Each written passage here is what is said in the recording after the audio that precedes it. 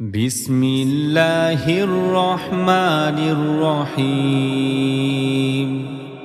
ألم تر كيف فعل ربك بأصحاب الفيل ألم يجعل كيدهم في تضليل وأرسل عليهم طيرا أبابيل ترميهم بحجارة من سجيل فجعلهم كعصف مأكول بسم الله الرحمن الرحيم لإيلاف قريش إيلافهم رحلة الشتاء والصيف فليعبدوا رب هذا البيت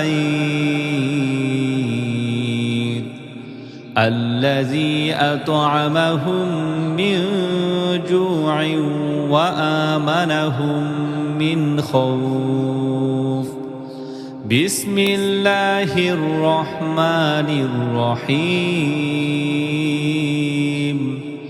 أرأيت الذي يكذب بالدين فذلك الذي يدعو اليتيم ولا يحض على طعام المسكين فويل للمصلين الذين هم عن صلاتهم ساهون الذين هم يراءون ويمنعون الماعون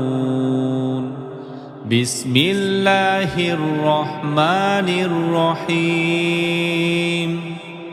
إنا أعطيناك الكوثر فصل لربك وانحر إن شانئك هو الأبتر بسم الله الرحمن الرحيم قل يا أيها الكافرون لا أعبد ما تعبدون ولا أنتم عابدون ما أعبد ولا أنا عابد ما عبدتم ولا أنتم عابدون ما أعبد لكم دينكم ولي دين بسم الله الرحمن الرحيم إذا جاء نصر الله والفتح ورأيت الناس يدخلون في دين الله أفواجا فسبح بحمد ربك واستغفره إنه كان توابا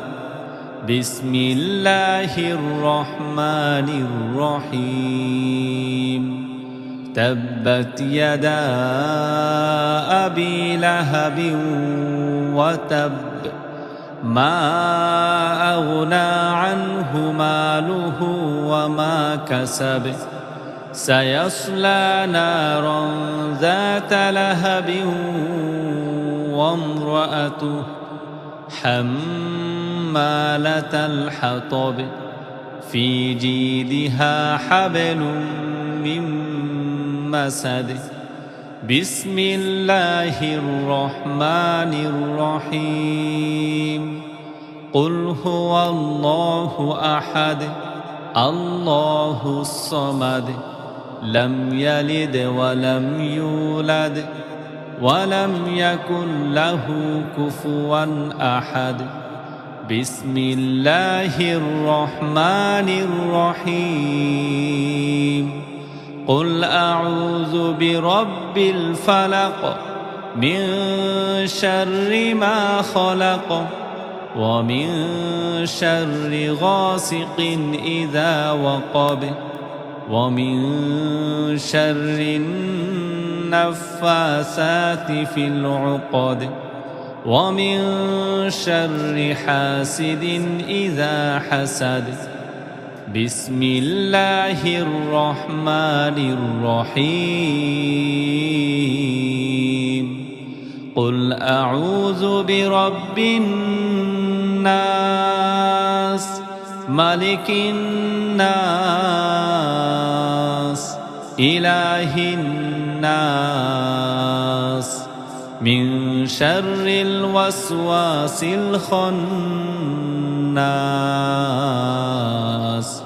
الذي يوسوس في صدور الناس من الجنة والناس